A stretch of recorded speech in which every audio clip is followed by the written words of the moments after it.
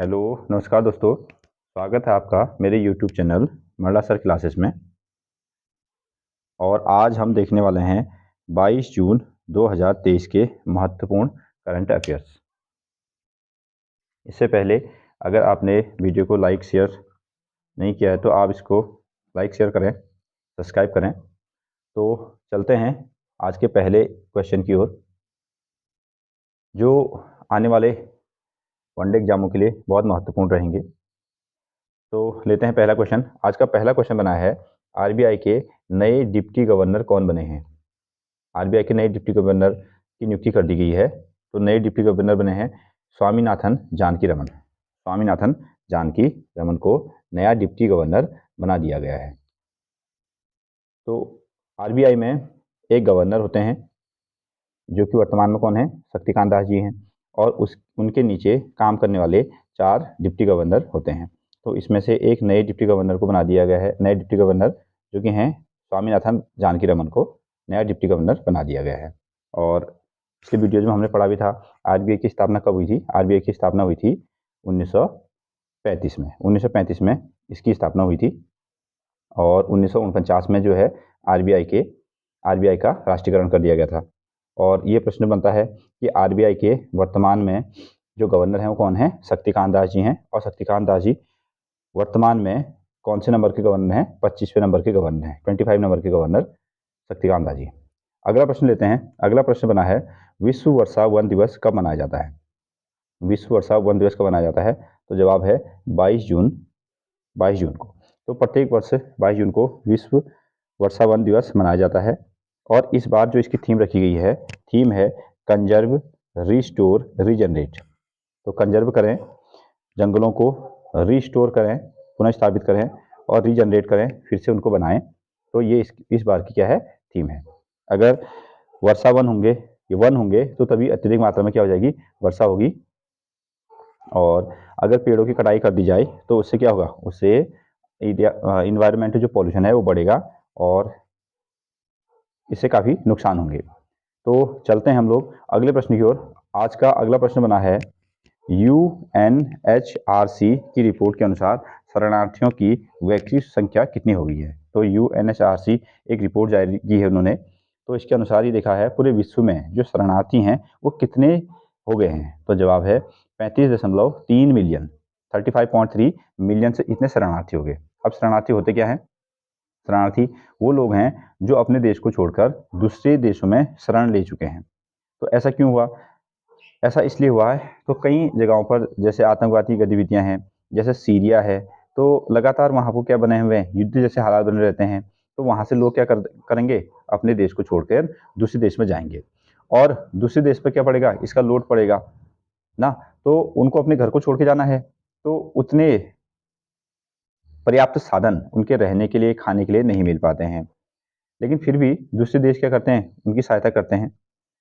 अब जैसे रशिया का युद्ध हो गया ना, रशिया के युद्ध में भी बहुत सारे लोग क्या हो गए होंगे, शरणार्थी के रूप में अपने देश को छोड़ के दूसरे देश गए होंगे। तो इस रिपोर्ट के अनुसार कितने लोग विश्व में शरणार्थी बन गए हैं, तो 35.3 मिलियन लोगों को क्या करना पड़ा है, अपने घर बार को छोड़कर जाना पड़ा है। वो शरणार्थी की तरह जीवन यापन कर रहे हैं। तो परसों ही हमने इस पर पढ़ा था, विश्व शरणार्थी दिवस कब मनाया जाता है। विश्व शरणार्थी दिवस प्रत्येक वर्ष की 20 जून को यह दिवस मनाया जाता है। इस बार इन्होंने जो थीम रखी है वो थीम है घर से दूर आशा। घर से दूर आशा। तो ये घर से दूर हैं, तो इनको एक आस होगी कि वो कभी क्या करेंगे, अपने घर वापस पहुंच पाएंगे। इससे संबंधित क्वेश्चन बन सकता है कि यूएनएचआरसी का फुल फॉर्म क्या है। तो यूएनएचआरसी का फुल फॉर्म होता है United Nations high commissioner for refugee. United Nations high commissioner for refugee इसका फुल फॉर्म है। और इसका मुख्यालय कहाँ है, इसका मुख्यालय है जिनेवा स्विट्जरलैंड में। जिनेवा स्विट्जरलैंड में अधिकतर जितने भी मुख्यालय हैं वो सभी कहाँ हैं, जिनेवा स्विट्जरलैंड में ही है। इसकी स्थापना कब की गई थी, इसकी स्थापना की गई थी 1950 में। अब इसकी स्थापना करने का या इसको इस्टेब्लिश करने की जरूरत क्यों पड़ी, तो 1945 में क्या हो गया था, द्वितीय वॉर खत्म हो गया था, सेकेंड वर्ल्ड वॉर खत्म हुआ। तो सेकेंड वर्ल्ड वॉर के बाद क्या हुआ कि बहुत सारे लोग क्या हो गए थे, अपने घर बार को छोड़ चुके थे, तो शरणार्थी हो गए थे। तो उनको देखते हुए ये यूएनएचआरसी की स्थापना की गई थी 1950 में, और तब से ये जहां भी विश्व में जहां भी शरणार्थी होंगे उनके लिए काम करते रहते हैं। अगले प्रश्न की ओर चलते हैं। अगला प्रश्न है, जर्मन बुक ट्रेड का शांति पुरस्कार 2023 किसे प्रदान किया गया है? जर्मन बुक ट्रेड का शांति पुरस्कार 2023 किसे प्रदान किया गया है? तो जवाब है सलमान रुश्दी। तो सलमान रुश्दी को ये जर्मन बुक ट्रेड का शांति पुरस्कार प्रदान किया गया है। ये इनके पास जो है, ये एक ब्रिटिश अमेरिकी नागरिक हैं और बहुत ही महत्वपूर्ण लेखक ये हैं, बहुत महत्वपूर्ण लेखक हैं ये। जर्मन बुक ट्रेड की जो स्थापना है वो कब की गई थी? 1950 में इसकी स्थापना की गई थी। यहाँ पर को इम्पोर्टेंट है सलमान रुश्दी। तो सलमान रुश्दी को बुकर प्राइज भी मिला हुआ है। इनकी हमेशा कुछ बुक्स जो हैं एग्जामों में पूछी जाती हैं। जैसे इनके एक किताब है मिडनाइट चिल्ड्रंस। तो मिडनाइट चिल्ड्रन के लेखक कौन है? सलमान रुश्दी। और विक्ट्री सिटी महत्वपूर्ण पुस्तक है। विक्ट्री सिटी के लेखक कौन है? सलमान रुश्दी। तो कई बार इनसे संबंधित प्रश्न कॉम्पिटिटिव एग्जाम में आते रहे हैं। अगले प्रश्न की ओर चलते हैं। अगला प्रश्न है, इंटीग्रेटेड सिमुलेटर कॉम्प्लेक्स ध्रुव का उद्घाटन कहाँ किया गया है? तो ये जो है कोच्चि में इसको किया गया है। तो ये किसके संबंध में काम करता है? तो ये भारतीय नौसेना के संबंध में काम करता है। तो उनको ट्रेनिंग कराना, नई नई जगहों को लेके जाना, तो ये इसके लिए काम होता है। तो ये इसकी स्थापना कहाँ की गई है? इसकी स्थापना की गई है कोच्चि में। अगले प्रश्न की ओर चलते हैं। अगला प्रश्न है, T20 women's emerging Asia cup 2023 का खिताब किसने जीता है? तो T20 women's emerging Asia cup जो है 2023 का खिताब किसने जीता है? तो इसका जवाब है भारत। तो भारत ने T20 women's emerging Asia cup का खिताब जीत लिया है। और ये आयोजन कहाँ हो रहा था? तो ये जो आयोजन था वर्तमान में आजकल हांगकांग में हो रहा था। हांगकांग में हुआ था। इंडिया ए टीम ने इसको जीता हुआ है। ठीक है, तो इसका आयोजन हुआ था हांगकांग में।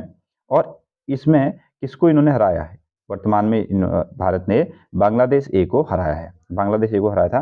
तो इसमें कुल जो टीमें थी वो कितनी टीमें थी? 8 टीमें थी। तो 8 टीमों ने इसमें हिस्सा लिया था। अगले प्रश्न की ओर चलते हैं। आज का अगला प्रश्न कहता है, हाल ही में किस देश ने समलैंगिक विवाह को अनुमति दे दी है? तो जो फॉरेन कंट्रीज हैं वो इस तरीके से काम करते रहते हैं। तो हाल ही में किस देश ने समलैंगिक विवाह को अनुमति दी है? तो वह देश है एस्टोनियो। तो एस्टोनियो ने क्या कर दिया? अब उनके देश में अगर चाहें तो लोग समलैंगिक विवाह कर सकते हैं। जैसे पुरुष पुरुष के साथ विवाह कर सकता है, स्त्री स्त्री के साथ विवाह कर सकती है। ये जो एस्टोनिया है इसकी राजधानी क्या है? इसकी राजधानी है तैलिन। तो ये महत्वपूर्ण प्रश्न हो सकते हैं आने वाले एग्जामों के लिए। अगले प्रश्न की ओर चलते हैं। अगला प्रश्न बना है, उत्तर भारत का पहला स्किन बैंक कहाँ खोला गया है? उत्तर भारत का पहला स्किन बैंक कहाँ खोला गया है? तो जवाब है सफदरजंग में। सफदरजंग कहाँ है? ये दिल्ली में पड़ता है। सफदरजंग में क्या किया गया है? उत्तर भारत का पहला स्किन बैंक खोला गया है। अब ये स्किन बैंक क्या है?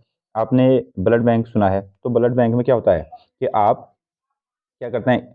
ब्लड डोनेट करते हैं। तो जब कभी भी किसी को ब्लड की आवश्यकता है तो वहाँ से ब्लड बैंक से उस ब्लड को लेकर जिसको ज़रूरत है उसको दे दिया जाता है। डॉक्टर ये काम करते हैं। तो उसी तरीके से हर साल ये समझिए कि बहुत सारे लोग जो हैं वो जलकर मर जाते हैं, या जलने के कारण उनकी जो स्किन हो जाती है वो खराब हो जाती है। तो इसके लिए ये स्किन बैंक की स्थापना की गई है। कहाँ को? दिल्ली में की गई है। अगर कोई व्यक्ति है और उसकी मृत्यु हो गई है तो उसको जलाया तो जाना ही है। अगर वो चाहें, उनके परिवार वाले चाहें या वो खुद चाहे कि मरने के बाद उसकी ना स्किन को डोनेट कर दिया जाए, तो ऐसा भी हो सकता है, ताकि भविष्य में किसी को स्किन की ज़रूरत होगी तो उसको वो स्किन दे दी जाएगी। तो इसके लिए ये उत्तर भारत का स्किन बैंक खोला गया है। कहाँ को? आपके दिल्ली में खोला गया है। तो हमारे देश में बहुत कम है, 8 से लेकर 10 स्थानों पर ये हैं, लेकिन अभी वर्तमान में दिल्ली में भी ये सुविधा उपलब्ध करा दी गई है। अगले प्रश्न की ओर चलते हैं। अगला प्रश्न है प्रश्न नंबर 9। 26/11 के मुंबई आतंकवादी हमलों के आरोपी साजिद मीर को वैश्विक आतंकी घोषित करने के प्रस्ताव को किस देश ने रोक दिया है? तो जाहिर सी बात है, ये अपोज कौन करेगा? ये अपोज करने वाला है चाइना। तो हमेशा ही चाइना क्या कर देता है? अपने वीटो पावर का इस्तेमाल करके वो भारत के अगेंस्ट में क्या करता है? वोट कर देता है। इस तरीके से इसने क्या किया है? इसने साजिद मीर को वैश्विक आतंकवादी घोषित नहीं करवाया है, जबकि अमेरिका ने इसको क्या कर दिया है, वैश्विक आतंकवादी घोषित किया हुआ है। अगले प्रश्न की ओर चलते हैं, जो कि आज का अंतिम प्रश्न है। प्रश्न है, डॉक्टर सुमित सेठ किस देश में भारत के नए राजदूत बनाए गए हैं? तो सुमित सेठ जी को नए राजदूत नियुक्त कर दिया है भारत सरकार ने, और ये किया गया है पनामा में। तो पनामा में इनकी नियुक्ति कर दी गई है। पनामा की राजधानी क्या है? पनामा सिटी इसकी राजधानी है। तो आज के वीडियो में इतना ही रखेंगे। अगर वीडियो आपको अच्छी लग रही है तो लाइक करें, शेयर करें, कमेंट करें। तब तक के लिए धन्यवाद।